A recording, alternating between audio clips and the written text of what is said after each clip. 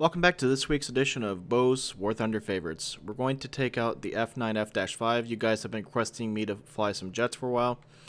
This is one of my few fully upgraded jets. I never use ground munitions, but for belts, I like to use the universal or omnipurpose just because it's the only one that doesn't have practice shells in it, and it's an upgrade over the stock ammo.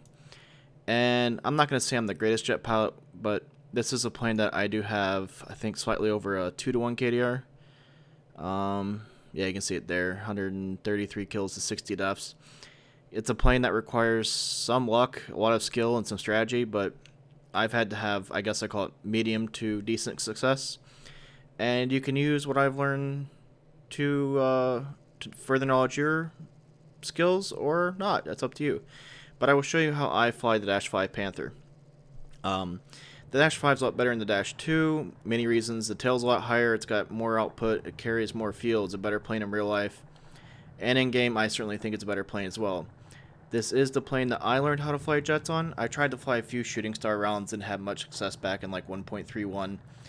And then one of my squadron members, Markin, actually helped me and got me into a Panther. And I love the Panther in real life, and I didn't realize how to fly it in this game.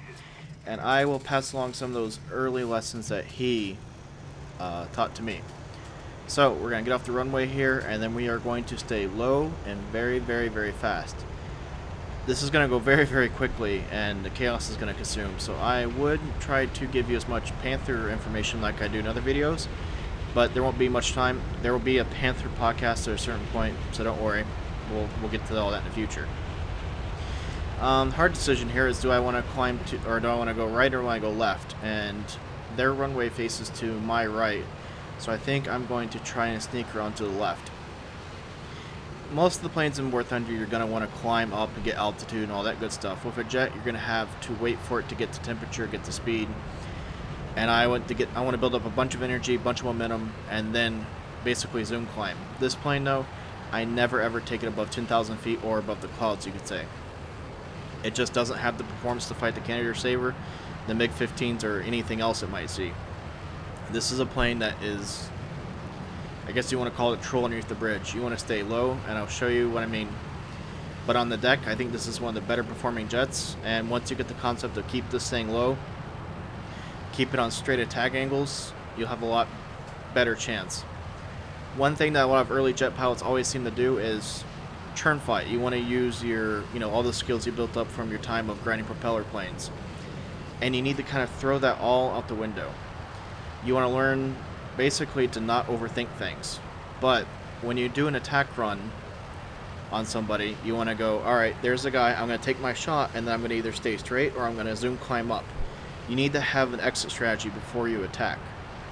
Very rarely, especially, I guess we'll put it this way, you don't want to fly usually instinctively unless it's only for defensive purposes. If somebody is diving on you or making a strafing run on you, then that's when you want to go evasive.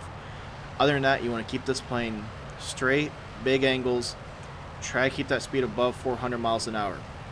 Speed is everything in jets. It's not altitude. When you do use altitude, you're using it to convert altitude back into speed. That's the only reason I go up and zoom climb this thing, is to either turn around or come back in on another angle. I'm just, storing the energy up high so I can turn around and come straight back down. That's it. Other than that, you'll find me and my Panther about 80% of the time at, let's see, where am I right now? Well, it's 2,000 feet above sea level, but anyway, we'll call that, 1,000 feet maybe? 2,000 feet? I guess that's right anyway. But that's where I'm going to keep it. And so we see there's the ME-163. I am terrified to death of those things. If one of those happens to attack me this game, I will try and show you the only defense that I know of in a Panther against that thing, and that is usually just to run straight and dive, slight dive or full dive down. You are faster than the ME-163 at top speed. You will never outturn it. You will never outclimb it. Don't even try. You just need to keep that speed high and outrun him. And hopefully somebody else comes in from behind and helps you. That's the only move you got, is just to run. So I'm getting near my cruising speed of about 570 mph. Sometimes, yeah, you'll be right there, between 570 and 580 is usually where she will hold. And I'm trying to see, let's just go ahead and zoom climb up here into the clouds and use this for cover. And I'm going to store all that speed back into altitude, and I'm going to probably try to make a move over there to the MiG-15 and see if we can't sneak into that furball. This has been a really good US team. I've been playing with these guys for a few times tonight. That's a big thing about jets, I'll say offhand. You have to have good teams, and it kind of sucks. But in public matchmaker, you just, sometimes you're going to get crushed, especially when you're grinding stock planes, and you just have to have sometimes that really good roll of the dice to have a really good team and them have a really bad team. Teams make up, I believe, 60-70% of the jet game equation. Even though, there are flavor of the months always in jets, especially, each patch there seems to be some jet overperforming, but having the better team usually, I think, prevails. Alright, so there's our MiG-15. That ME-163 should be over there shortly, and now let's talk about the game as we're coming in. There's the ME-163. That's kind of worrisome. Alright, so I'm going to come in here. I'm going to try to make a pass. I'm paranoid, somebody behind me. Let's see if I can make a pass on... I want to try and catch one of these MiG-15s. I don't think I'll get a good enough snapshot on ME-163. I go into these not looking at a certain target to pick for because it's a big cluster. I try to pick out whoever makes the most, whoever gives me the best shot. And I want to kind of hold off until the last second. And I think this guy might give me a snapshot. I'm going a little too fast here. Maybe. Nope, I'm not going to churn. Just keep it straight and keep our speed up. I'm not going to churn in for him. A, I'd probably blow my wings off, and B, I'd lose all the energy. So we're just going to run. Those guys can handle themselves for a while. We got another MiG-15 right there to the left. That's kind of worrisome. He's coming this direction. I'm going to make kind of a slight exaggerated turn towards him. And I don't think he's coming at me. I'm kind of blacking out here. Oh, he's going to dive away. So that's good. Alright. Let's get this little bit of altitude we have back into speed and make another attack run on those MiG-15s and see if we can't get one this time. That's all we're doing. We're basically attacking in the horizontal. Just side to side of the map. These guys are engaged. This is where the Panther, you don't want a Panther free to do this if you're the other team. And let's see if I can get a shot. Oh, this is beautiful. I can't, this is like Christmas. Oh, please don't let me make, please don't mess this up, Bohica. Oh, right there. That's what it's all about. Okay, I'm shaking so hard, so fast. And come on, come on. Alright, you know what? Frick. Alright, well, they don't seem to care that I'm shooting at them, so let's reset here a second and see if I can get a better shot this first guy. Take my time. They've just, there we go, come on. And he doesn't seem to care I'm shooting him. Come on. There we go, there's a wing. Alright, let's go for number 2. And come on, oh, that's beautiful. Look at that churn. Let's try it. Whenever you do a deflection shot with jets, you have to really exaggerate it further out than you would in prop planes, just due to the speeds. Fuck, I didn't get that guy. I was hoping for a crit there. That's what a long range. Well, I got a hit marker, and he's on my range. So, oh, he's gonna turn back in on me. Okay, let's just keep this going. Try to roll and see if I can get a deflection shot. I don't think I'm gonna get him. And straight into a tree. Okay, that works for me. I'm a liar. Oh, here comes another guy just churning. Roll, and what was that? Did he just crash? Yes, he did. Okay. That's another MiG-15 down. So that's how jet games happen. Very, very, very quickly. And you may only get 1 or 2 snapshots in a jet game, and you have to really make them count. And that first burst there was pretty ugly. Now, I think there should be 1 guy left in their team, and there's a bunch of bots. I got 2 kills. I don't want to be greedy. I'll let those guys. This might be their times too. So I'll let them go get the bots. I should be pretty good with my 2 kills here. MiG-15's on a buffet. You don't get that very often. Like I said, jets are sometimes quite a bit of luck in teams.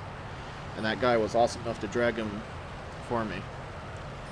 I'm going to guess that last guy was probably the ME-163 that slipped off. It's very impressive he landed that. Yeah, let's go over to the runway and see if he's over that direction.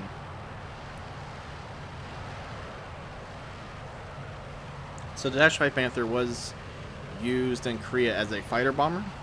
And I'll do a whole podcast about this, but it typically came in, did its job, and then it fought its way back out. And it was, one of those early it's considered one of the Grumman cats, sorry. Carrier-borne plane. A really good plane. I said I got tons of information on this thing, but I think it's sexy. I don't know why. There's one actually near my house. It's very sad. There's a Dash 2 near my house that was hit in a hurricane about 10, 15 years back, and I'm hoping it gets restored back to museum quality. But I've always had, I don't know, it's kind of, I don't know, I just like it. Never understood why I have obsession with the shape of this plane, but it grows on me. It has grown on me, and it's continued to grow on me. So I don't see him, but ME-163 is a very, very, very small plane. He's got to be in there somewhere, right? There he is. Alright. Let's give him the option to quit, because I don't want to go in this AA, and I don't want to strafe him on the runway necessarily. But I don't want him to get... He's going to get an air spawn if I don't kill him here, so hopefully he listens to... What does that mean? Alright, come here, dude. You had your option. There's some heads, and he disappeared, and he fucking got air spawned. Okay. I don't necessarily want to go head on with 230mm, but I exactly don't want him to get the speed and take off in the air again either. Alright, here we go. He's going to try zoom climb. I'm just going to empty my ammo at him and miss. And I'm going to put my nose down and get the hell out of here and hope that somebody on my team can come kill him. Alright, good. Alright, Tully's on him. Come on, Tully. I'm just going to stay straight. Here he goes. This is perfect. Exactly what I was talking about earlier. Just stay straight. Slight dive. ME-163, especially since he has no energy stored up. Can't catch me. He's going to try. I'm going to watch. And this is how you beat the ME-163, sadly. This is the only tactic I know, besides trying to make them snap their wings off. And it looks like the Saber back there will keep him busy. I only have 70 rounds. I have nothing I can gain from this except death. So I'm just, yep, there's the edge of the map. And I'll try to show this real quick. I don't know. Yeah, I'll try to do this real quick. Whenever I hit the edge of the map, especially in jets, and I have a ton of speed like that, I always zoom climb straight up and then let the game reset me back in, because it's going to reset me always at the same speed, but it converts the altitude. So I can use that altitude to dive back into the map. There's no sense at flying off the map at 100 feet off the deck at 600 miles an hour, because it's just going to reset you at 1,000 feet at 300 miles an hour. You know, if at least I'm at 15,000 feet here, I might be reset at 12,000 feet, and then I can dive back to 100 feet. If that makes any sense. So they got the crit down there. So this game looks like it's going to be over. Yeah, he crashed. So hopefully you guys learned something from jets. Like I said, I'm not ever going to say I'm the jet pro. I don't, you know, I spend maybe about 20-30% of my War Thunder career flying jets. But hopefully you picked up something that's worked for me. Like I said, this has got me using this tactic and gameplay style. Has got me a 2.25, we'll call it KDR, flying the Panther, which isn't one of the, I guess you'd call, premier jets. But hey, what can you do? I like this jet, that's why I fly it. I like it in real life, I like it in the game. So sue me. So 2 MiG-15s equal about 40k Lions. Plane's fully upgraded, but it's only 3,400 RP, and it took almost, like I said, 125 kills to get this plane fully upgraded.